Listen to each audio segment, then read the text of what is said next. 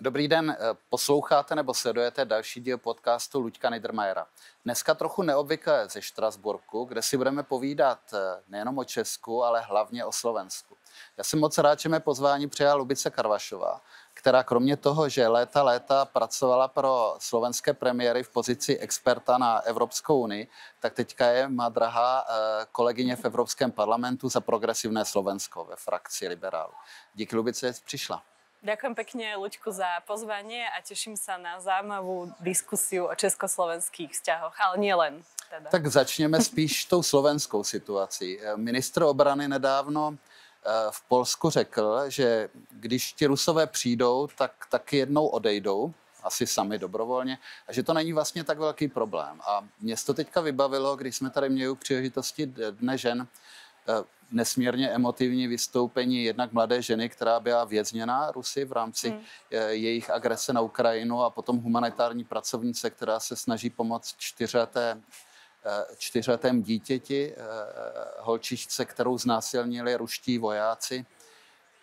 Jak zní na Slovensku tady takový výrok, že když Rusové přijdou, tak odejdou a vlastně by se s tím nic nemělo dělat, navíc od ministra obrany? Tak tento výrok, ktorý teda zaznel od ministra obrany, zdôrazňujem, že aj to je veľmi dôležité, že od koho počúvame takýto typ vyjadrení a v podstate zbabelectva z môjho pohľadu. Pre Slovensko bol minister obrany, teda Robert Kaliňák. Tiež je dôležité, kde povedal túto vetu. Povedal to na tlačovej konferencii so svojím poľským partnerom počas návštevy Poľska, ktoré je naozaj krajina, ktorá je asi najpevnejšie ukotvená aj v Severoatlantickej aliancii, dáva naozaj najväčšie výdavky HDP na obranu momentálne a uvedomuje si naozaj hrozbu, ktorá číha za hranicami, a to je Rusko samozrejme. Tak na tejto, prosím pekne, tlačovej konferencii mi bolo aj ľúto toho poľského ministra, že musel si toto vypočuť, že teda náš minister Robert Kaliňák považuje, teda očakáva, že Rus síce príde, ale z našej skúsenosti teda vieme, že raz odíde sám. Čiže akoby naznačoval, že je v poriadku žiť 20 rokov, 30 rokov možno v neslobode, ale hlavne, že je ako ticho a pokoj zbraní a hlavne, že ľudia sa teda nezabíjajú navzájom. Tá nesloboda je proste, to nie je až taký problém a treba proste počkať. No a potom, čo sa stalo, zaujímavá vec, lebo to podľa mňa súvisí, Kaliňákov synovec je veľmi blízky človek Roberta Fica, je to dokonca europoslanec, čiže de facto kolega v Európskom parlamente, Erik Kaliňák. Je to šéf zboru poradcov, predsedu vlády, čo je tiež veľmi významná pozícia, kde ak sa takýto človek vyjadrí, tak sa ľudia zamýšľajú, že čo tým chce povedať. Tak on asi s dvojtýždňovým odstupom on síce tvrdí, že cynicky, ale jednoducho povedal, že by si vedel predstaviť a že teda na hraniciach so Slovenskom, keby bola nie Ukrajina, ale Rusko, tak by sme aspoň mali akože spoľahlivého partnera a spoľahlivého suseda. Tak toto už bol podľa mňa absolútny vrchol toho a je to taká dobrá sonda do toho, ako uvažujú politici vládnej strany, ako uvažuje Smer, ľudia blízky Robertovi Ficovi, skrátka. Hlavne nech si nás nikto nevšíma, hlavne nech my nemusíme nič robiť a keby nás aj niekto napadol alebo obsadil, tak buď počkáme, kým odídu, alebo teda ich naopak ešte budeme vítať, možno aj na hraniciach, chlebom a solou, ako býva u nás zvykom. Ale tak vracím se k té otázce. Chce většina Slováků takovýhle lidi, aby vládli Slovensku? Je jim to jedno, nebo souhlasí s tím, anebo je opravdu relevantní vysoký počet lidí, pro který je tady tohle nepřijatelný a uráží je to? Tak včera vyšiel taký zaujímavý prieskum, robila ho agentúra Focus na Slovensku a v tom prieskume sa ukázalo, že Slovensko je podľa mňa krajina paradoxov. A jeden ten paradox je, že 70% Slovákov si želá zostať súčasťou NATO, Severoatlantickej aliancie, ale zároveň v inej otázke až polovica Slovákov preferuje neutralitu, vojenskú neutralitu krajiny, voči tomu byť súčasťou nejakej vojenskej aliancie. A tieto dve veci jednoducho proste nejdú dokopy. Jsem si myslel, my jsme odborníci na ty černý pasažéři, kteří zadarmo jedou v tom vlaku, tak vidím, že vaše veřejnost ještě tady je v tomhle jako mnohem dál. Podľa mňa my asi stále nerozumieme, vlastne nikto nám nevysvetlil a nikto nás nenaučil, že byť súčasťou nejakého spojenectva, či už je to Európska únia, alebo je to Severoatlantická aliancia, že to neprináša vlastne len tie výhody. Lebo áno, roky sme vlastne zdôrazňovali a bojovali za tú našu účasť v týchto organizáciách vysvetľovaním výhod. Čiže prirodzene v dobrom počasí, keď je pekne slnečno a nikto neútočí, nie je žiadna ekonomická kríza, tak tie výhody sa dajú ľahko popísať. Ale asi sme nepripravovali dostatočne ľudí na to, že prídu možno aj škarečie dni, možno bude aj pršať, možno bude aj veľká búrka a že aj v týchto momentoch je dôležité držať spolu a že to bude ten moment, kedy aj to Slovensko bude dôležitá súčasť nejakého spoločného úsilia a bude musieť priložiť aj ruku k dielu. Čiže nie je to len o výhodách, je to aj o zodpovednosť. A znamená to teda, že by se část Slováků, že není připravena na to, že musí vzít část zodpovědnosti na sebe? To je ten problém? Ja si myslím, že nebolo to nám vštepované dlhé roky. Ani keď sa pozriem na dnešnú vládu Slovensku, a ak je to nejaký odraz slovenskej spoločnosti alebo nálady v slovenskej spoločnosti, za mňa slovenská vláda je naozaj jeden celok z babelcov, ktorým záleží len samým na sebe. Všetko, čo robia len pre seba, nie pre občanov, nie pre krajinu. Dokonca neprinášajú ani žiadnu víziu, že kam chceme to Slovensko vlastne posunúť za tých 5-10 rokov. Či toto nič nepočúvame, stále počúvame iba rôzne osobné potreby, zvyšovania platov, doživotných rent, hádanie sa v rámci koalície, o pozíciách, rôzne trafiky. Teraz ty si bývalý viceguvernér teda Českej národnej banky, tak jeden z ministrov slovenskej vláde, Dušan Kekety, ktorý bol donedávna teda minister športu a cestovného ruchu, určite nie ekonóm a teda veľmi ďaleko od bankovníctva alebo makroekonómie, tak vzhľadom na nejaké pohyby v koalícii to vyšlo tak, že tento pán Kekety je nominant na viceguvernéra Národnej banky Slovenska. Takže to proste je ukážka pre mňa toho, ako sa vláda správa, čo je podľa nich dôležité a to potom vlastne reflektuje aj tá spoločnosť, že teda asi sa máme všetci starať iba sami o seba, asi nemáme byť zodpovední za nejaké širšie naše okolie alebo širšie blaho, za to, aby sa nám tu dobre žilo a že každý z nás má priložiť ruku k dielu. Takže... Jak tímhle prismatem se podívat na to? Bavme se teďka na konci týdne, na jehož začátku jsme vedli diskuzi o výsledku Evropského summitu, kde se podařilo najít shodu 27 zemí na zvyšování obranyschopnosti Evropy a 26 zemí na podpoře Ukrajiny. Týden předtím se podařilo jednomyslně schválit nový balík sankcí vůči Rusku a to jsme byli na vrcholu, řekněme toho, abych to odklonu Ameriky od podpory Ukrajiny a naopak příklonu k Moskvě. Teďka se to zase mění, čerty, jak to bude vypadat za týden. A to je vlastně v souladu s tou tvou logikou, že ten Fico, který má kolem sebe lidi, kteří přicházejí z výroky, které jsou pro mě úplně neuvěřitelný, tak tam vlastně nakonec srazí podpatky a připojí se k té skupině, která podporuje tu společnou evropskou pozici. Nebo jak to vysvětlit? No zase je to taký paradox, podľa mňa aj Robert Fico sám o sebe je slovenský paradox, lebo on jednu vec urobí v zahraničí, v Bruseli povedzme, inú vec povie v Bruseli a tretiu vec povie zase doma. Čiže naozaj, že vždy závisí od toho, že akému obecenstvu sa prihovára, tak podľa toho naozaj je schopný povedať aj urobiť niečo iné. Čiže to je pre mňa úplne nepochopiteľná situácia, veľmi nepredvídateľné správanie. A já bych řekl spíš nevítaná, než nepochopitelná, protože těchto věcí už vidíme tolik, to není originál. Len ako keby, nechcem si na to zvykať, že ja som není dlho politik, ja som vlastne sa dostal do politiky vďaka Robertovi Ficovi, keď sa stal premiér a keď nastali všetky tie dosť zásadné zmeny, ktoré už sa z môjho pohľadu naozaj týkajú demokracie a pilierov demokracie na Slovensku, aj právneho štátu, aj vôbec nejakej kultúry, slobody.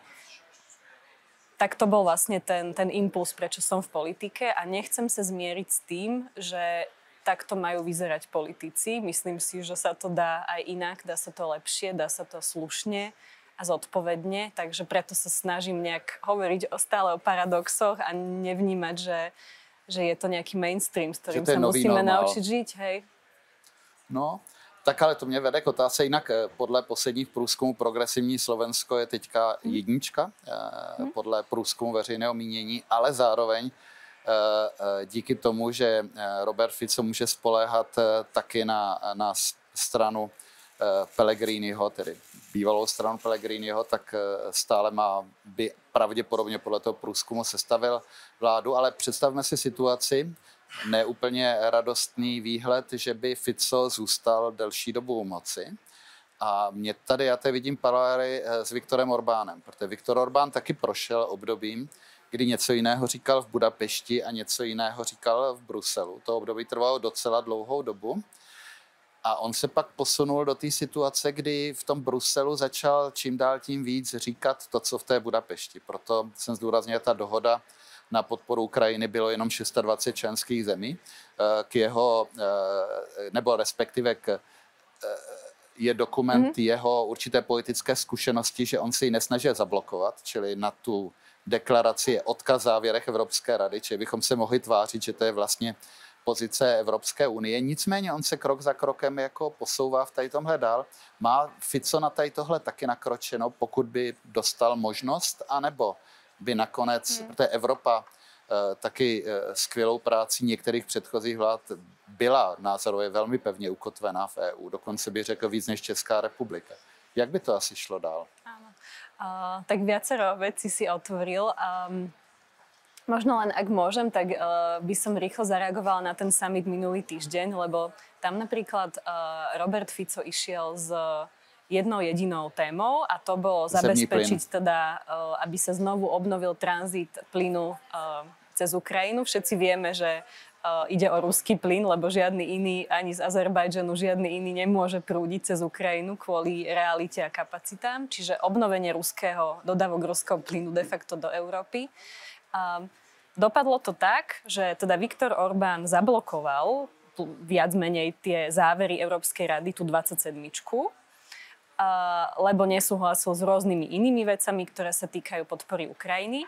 No lenže v tom texte, ktorý teda Viktor Orbán zablokoval, sa nachádzala práve tá veta, ktorú Robert Fico tak veľmi tlačil do tej spoločnej pozície. Což byla docela obecná věta, ale kterou on nepochybně doma prezentoval jako gigantický úspěch. On to doma prezentoval vlastne, že teda ako úspech, že to presadil, ale zabudol povedať, že teda Viktor Orbán mu to zablokoval v podstate, pretože tá jeho vetička sa z tých záverov dostala iba do takého takzvaného vyhlásenia teda predsedu Európskej rady, čo vieme, že má trochu nižšiu záväznosť, vieme, že tam není úplne taký regulárny follow-up tých jednotlivých úloh, ako keby to boli naozaj závery. Tým, že som naozaj, že 13 rokov sa týmto témam venovala, tak sú to drobnosti, ale podstatné, takže len som to chcela vysvetliť.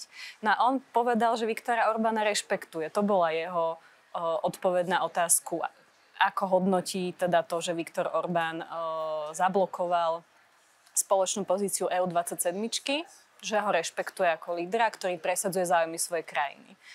Len hovorím, zabudol povedať, že vlastne jeho primárny záujem Viktor Orbán odignoroval a urobil si svoje. Zapomněl říct, že někdy ten zájem Maďarska může být v konfliktu se zájmem Slovenska. A myslím si, že v mnohých prípadoch to tak aj je. No, my ideme veľmi rýchlou trajektóriou. Súhlasím, že ten vývoj v Maďarsku trval oveľa dlhšie, kým sa dostali do stavu, kde je ťažko cesta späť. A tá demokracia naozaj má silné vnútorné problémy, aj systémové, ktoré sa budú veľmi ťažko a dlho naprávať. Robert Fico ešte aj v tom minulom mandáte, ja si ho pamätám, veď chodieval aj na summity, ja som vtedy bola na stálom zastúpení v Bruseli. A vie sa vo všeobecnosti, že on v podstate Viktorovi Orbánovi vždy závidel dve veci. A tou jednou vecou bolo, ako sa dokázal vysporiadať s médiami. To sa v tom minulom mandáte predsedu vlády Robertovi Ficovi nepodarilo. Tam naozaj tie médiá boli stále veľmi silné, veľmi slobodné. A tá druhá téma bola občianska spoločnosť a akým spôsobom sa vysporiadať s tými, ktorí odkrývajú a poukazujú zahraniční agenti, na realitu, dnes označovaní ako dále. zahraniční agenti. A keď sa pozriem na to vlastne tými očami, minulými očami dnes a na to, čo sa deje a čo sa vlastne robí v slovenskej vláde, tak toto sú presne tie dve veci, ktoré by som vypichla, že tu asi Robert Fico si povedal, že som sa poučil a ak naozaj chcem vládnuť a chcem dlho vládnuť a mať moc, nie pomáhať Slovensku, mať moc, tak toto sú tie dve veci, ktorých sa musím zbaviť, ktoré musím skrátka zminimalizovať tak, ako sa to podarilo Viktorovi Orbánovi. Čiže sme na tejto ceste, ide to veľmi rýchlo, ale aj tá reakcia tej našej spoločnosti, za čo som veľmi vďačná, že máme naozaj veľmi silnú občiansku spoločnosť, veľmi silnú časť ľudí na Slovensku, ktorá odmieta sa podvoliť a odmieta byť druhé Maďarsko a veľmi aj hlasne a jasne na to poukazuje už niekoľko mesiacov na námestiach po celom Slovensku. K tomu se dostaneme, ale ještě chvíli tedy, do jaké míry je ten Viktor Orbán inspirující, protože určitě lídři s malým typu Fica, Babiše, mu závidí tu lehkost, jakou on může vládnout, ale je možné, že by se Fico dostal dřív či později do podobné tenze s Bruselem, která je opravdu velká. Stojí to mimochodem Maďarsko taky docela hodně peněz, snižuje to jeho důvěryhodnost a ten jeho ekonomický management je dalším jako velkým problémem Maďarska, čili jde jim jenom o to, že by chtěli vládnout jako ona, nebo by byli připraveni, kdyby se dostali do situace, kdyby si mysleli, že je to pro ně důležité jít do tak ostrých sporů s Bruselem a Evropskou unii? Ja si myslím, že Robert Fico už nemá zábrany. Myslím si, že jeho aktuálne nastavenie je už nemám čo stratiť. Už som bol všetko, mal som všetko, už naozaj mi ide len o moc a nikto mi v tom nezabráni.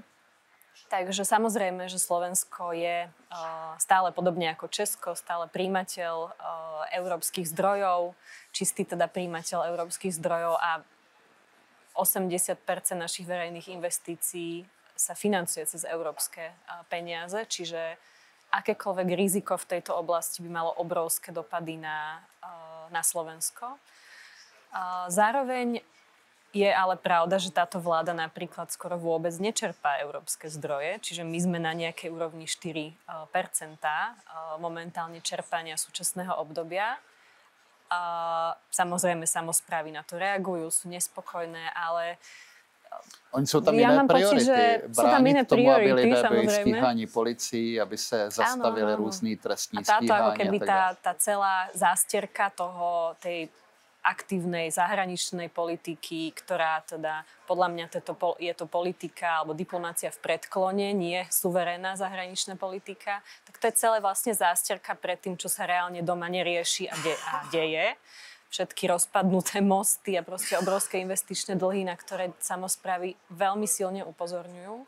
Ja si myslím, že ale ani toto by mu asi nebolo dostatočným rizikom na to, aby nešiel tou cestou, na ktorú sa už vydal. Myslím si, že naozaj na prvom mieste je on, jeho moc a až potom je všetko ostatné. A ak by mal ísť do konfliktu s Bruselom, aktívnym, otvoreným, tak ako to robí aj Viktor Orbán, myslím si, že si to vie predstaviť. A myslím si, že by si na tom napríklad ďalej budoval nejakú podporu, politický výtlak doma, ľudí, ktorí sú znechutení. Však sami vieme, že najjednoduchšie zo všetko vždy obviniť Brusel, ktorý naozaj môže za všetko, čo sa zlé v našich krajinách deje. Čiže aspoň by mal takého ako ľahkého nepriateľa, na ktorom môže všetko zhodiť. Už by to nebolo len progresívne Slovensko, ako to je doteraz. Už by to bola proste zlá Európska únia. A tam to vnímam, že extrémne nebezpečne, lebo sme tá krajina paradoxov. A u nás je naozaj veľmi ľahké zvrátiť tú náladu spoločnosti aj na veľmi negatívnu.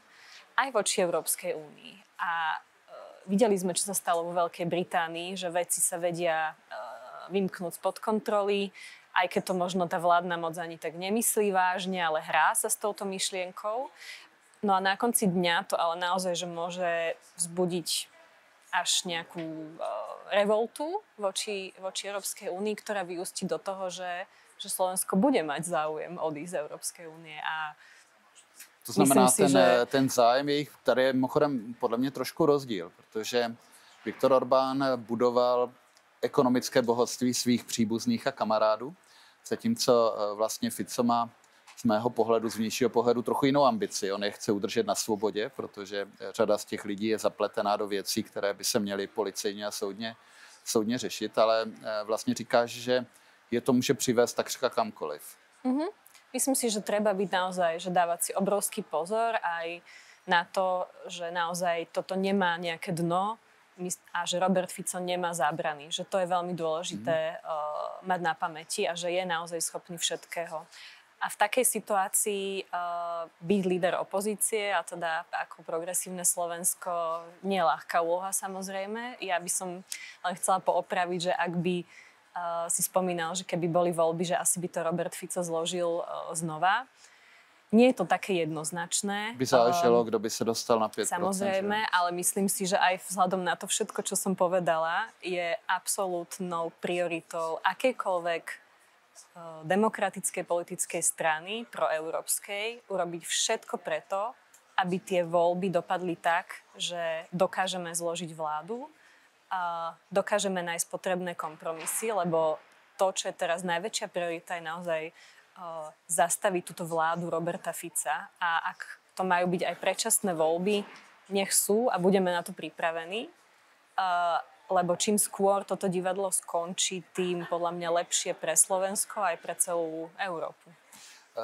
Ještě jedna otázka mě napadá, abych se pak na závěr možná zeptal na to, jak vlastně probíhal ten druhý comeback Fica k moci, ale předtím, jaký je postoj Fica k prezidentu Trumpovi? Protože u nás je vidět, že velká část těch lidí, kteří pokud ho neaplaudovali, tak ho vítali, tak teďka jsou v takovém váku a snaží se vyhýbat nějakým jasným odpovědím na otázky, jak se na tu hromadu problémů, které jsem během pár týdnů podařilo vytvořit, jak se na ně dívají, jak se na to dívá Fico, nebo to promlčí, nebo jak to hraje? No zase by som povedala, že Slovensko krajina paradoxov. Platí to aj v tejto konkrétnej situácii. My sme v minulosti, aj Zuzana Čaputová ako prezidentka bola aktívne obviňovaná aj priamo Robertom Ficom, že americká agentka. A my všetci aj v Progresívnom Slovensku. No a teraz, keď sa pozrieme na to, čo sa deje po zvolení Donalda Trumpa, tak na jednej strane Robert Fico, aj teda vláda, veľmi víta. Už predtým ešte ako bol zvolený, tak už sa všetci tešili, že teda Donald Trump má našepnuté na víťazstvo, že bude nový prezident a ukáže tu všetkým týmto liberálnym demokraciám, kto tu je pánom a aký tu budeme konečne akože nacionálny, suverenistický. Vrátí zdravú vládu zdravého rozumu. Áno. Jak inak. Tak toto bola akože to očakávanie, tá nádej, ktorú mal Donald Trump priniesť pre celú Európu. Čiže jedine hlavne, že porazia ako liberálov a demokraciu. No a teraz v realite to, čo sa deje, to sú všetko také reči, slova pre domáce akože publikum, ale v realite sa deje to, že Donald Trump opakovane využíva clá ako zbraň voči svojim najväčším obchodným partnerom, vrátane Európskej únie, vrátane Slovenska. Len teraz nedávno zaviedol vlastne clá aj voči oceli a hliníku, 25%. My máme oceliarsky priemysel na Slovensku, významný na východe. Toto nikto nekomentoval z vlády. Nevidela som nikoho, kto by sa postavil a povedal, tak táto americká politika Donalda Trumpa nás poškodzuje náš priemysel, ohrozuje naše pracovné miesta, naše investície. A potrebujeme ako Európa sa spojiť a konať spoločne veľmi aktívne proti takémuto kroku, postupu, vystupovať. Ani raz, ticho. A stejně tak oni nekomentují ty jeho kotrmelce vůči Ukrajině, vůči Moskvě? Jako snaží se tím promlčet? Tam zase, to by som dala do tej časti prvej, vlastne, kde ho oslavujú a velebia. Veľmi sa im páči ten narratív mieru, samozrejme. hlavne nech je mier, hlavne nech teda prestaneme sa zabíjať, čo akože nikto nespochybňuje, že to sú naozaj utopistické predstavy. Samozrejme, že každý chce mier, len rozdiel je v tom, že my v progresívnom Slovensku si mier nepredstavujeme ako kapituláciu Ukrajiny a nechceme mať na hraniciach, na východných hraniciach spoľahlivého suseda, ktorý má byť Rusko, lebo my sme sa z história z minulosti dokázali poučiť a vieme, čo by to znamenalo a vieme, že Rusko nemá ako jasné hranice a vždy si ich rado rozširuje. A to je úplne že základná, podľa mňa, alfa omega toho nášho rozličného postavenia, ktorá zase sa vracia k tomu, čo som hovorila na úvod. Zodpovední politici a zodpovednosť za tú krajinu versus nezodpovední politici, populisti a zbabelci. A teďka teda k tomu jeho vlastně comebacku k moci, protože on byl de facto donucen masovými protesty po zabití novináře a jeho přítelkyně pana Kuciaka donucen vlastně k odstoupení. On to asi považoval za velkou chybu poté a spoustu lidí se z toho poučilo, že nemají odstupovat. Nicméně potom nastoupila vláda premiéra Matoviče, což byla, když řeknu z českého pohledu, ze zkušenosti s našimi některými vládami, když řeknu, že to byla vláda plná chaosu, tak to už jako říká opravdu něco. Bylo to to, co dostalo Fica zpátky do premiérské pozice, ten chaos, který byl kolem premiéra Matoviče, a nebo to mělo jiný důvod, že se opravdu v té společnosti nějak změnily preference, více posílat ten příklad na východ. Čím je to způsobené a co je tedy to, co by zase zpětně mohlo Viktora, to je freudovské trochu, premiéra Fica přesunout z té premiérské pozice do opozice nebo do politického důchodu. Ale nejdřív možná to první, co vlastně zajistilo ten jeho návrat k moci. Samozrejme, že každá, aspoň v prípade Slovenska to bolo, ale myslím, že to platí v prípade Čiech, vláda zložená z demokratických strán, stredových, stredopravých, z viacerých subjektov vždy je trochu chaotická. A ja nechcem naozaj obhajovať, nemyslím si, že to bola výkladná skriňa v žiadnom prípade vláda Igora Matoviča. Bolo veľa vnútorných problémov, veľa rozdielných názorov na dosť zásadné otázky a dosť teda prenikali tieto informácie na verejnosť aj viac ako by museli a málo vecí sa dokázalo udržať za zatvorenými dverami. To vnímam ako fakt obrovský problém, ako človek z prostredia diplomácie, ktorý vie, že maximum vecí sa má riešiť za zatvorenými dverami a navonok naozaj máme pôsobiť jednoznačne dohodnuto a rozhodne. To by sa dalo nazvať ako nepřipravenosť a neskušenosť. Myslím, že nikto akoby ani nečakal, že naozaj Igor Matovič tak vystrelí, že vyhrá vlastne tie voľby a jeho strana naozaj dobre odhadol ten cit pre boj proti korupcii a proti Robertovi Ficovi. Naozaj uňho bol vtedy veľmi autentický. A skvělý timing. Pravdepodobne on byl na absolútnym vrcholu svojej popularity. To bol, skrátka, taký je fakt. Myslím si, že ale reálne, čo Roberta Fica vrátilo späť k moci, lebo tá vláda bola veľmi proeurópska. V nejakom bode bola už potom od začiatku vojny veľmi aj podporovateľom Ukrajiny, podporovateľom európskych riešení. Ja som bola toho súčasťou a naozaj, že aj veľmi aktívne sme na tom usilovne pracovali, aby sme boli súčasťou spojenectiev, aktívny člen Európskej únie NATO. Budovali sme, napravali sme vzťahy ešte po Robertovi Ficovi, ktoré rozbil kvôli migračným kvótam, ako s Gréckom, ako s Holandskom a ďalšími krajinami. No a do toho prišli obrovské krízy, COVID, pandémia, tá vojna na Ukrajine, ako som spomínala.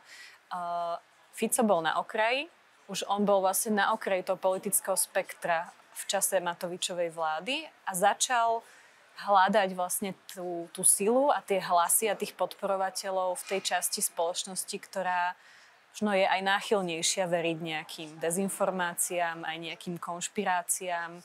Je známe o Slovensku, že sme veľmi zraniteľní voči dezinformáciám. Na podobnej úrovni ako Bulharsko, a to je veľký rozdiel medzi Slovenskom a Českou republikou. A a začal vlastne postupne rásť na tom antiočkovacom sentimente, antipandemickom, či vôbec pandémia bola, nebola. Takže na všetkých takýchto spochybňovaniach reality. A vojna a ruská vojna na Ukrajine vieme, že spolu prináša aj veľkú hybridnú operáciu, ktorá tu prebieha už roky a iba sa zintenzívnila. Takže opäť to bol priestor pre ňoho zase zaujať nejaký opačný postoj a zase pozbierať a zbierať podporovateľov, ktorí ľahšie veria možno tomu, že nie Rusko napadlo Ukrajinu, ale Západ vyprovokoval Rusko, aby zaútočilo. A tam sú tiež zaujímavé porovnania, kde na Slovensku tomu naozaj verí relatívne dosť ľudí, aj tej druhej alternatíve. Teda, že Rusko bolo vyprovokované Západom, na rozdiel od Českej republiky, tam to myslíme 40 versus 20%. Takže myslím, že toto mu veľmi pomohlo, práve tento krízové obdobie takýchto závažných momentov, na ktoré nikto nebol pripravený, nikto na ne nemal sprvu názor, čo si o tom má myslieť a čo je správne.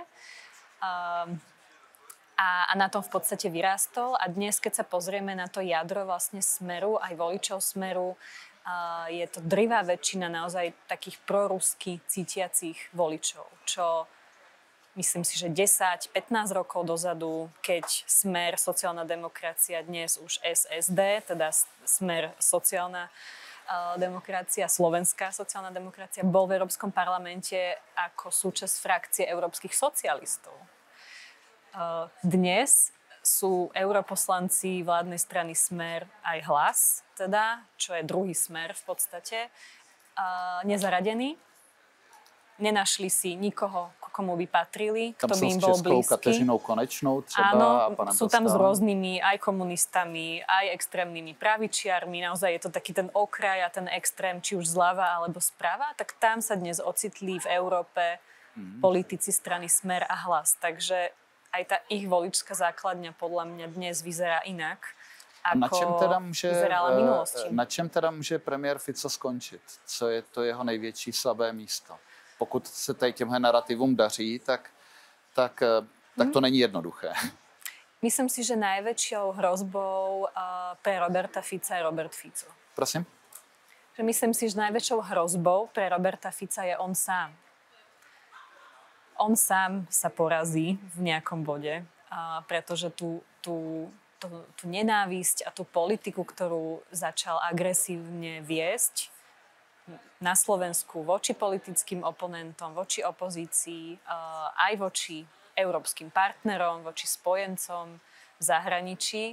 Myslím si, že to nemôže dopadnúť dobre a že nakoniec on sám sa stane vlastne obeťou svojej vlastnej túžby pomoci. Ale samozrejme, to môže trvať nejaký čas a na to sú tu politické strany a opozícia a aj progresívne Slovensko, ktoré robí maximum preto, aby ukázalo, že táto vláda a Robert Fico už nemá budúcnosť, že toto sú ľudia, ktorí patria do minulosti, nemajú tejto krajine už čo ponúknuť, iba jej škodia a škodia nie len jej, ale naozaj celej Európe.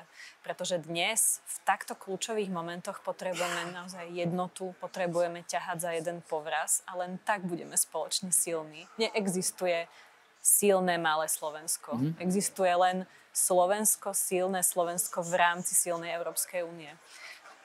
Já myslím, že Lubice, nemusíš podceňovat tu práci, kterou tam děláte vy, protože jste srozumitelní a mluvíte k lidem a konec konců ty průzkumy tomu odpovídají a já doufám, že nebudeme muset čekat na to, až se Robert Fico sám porazí.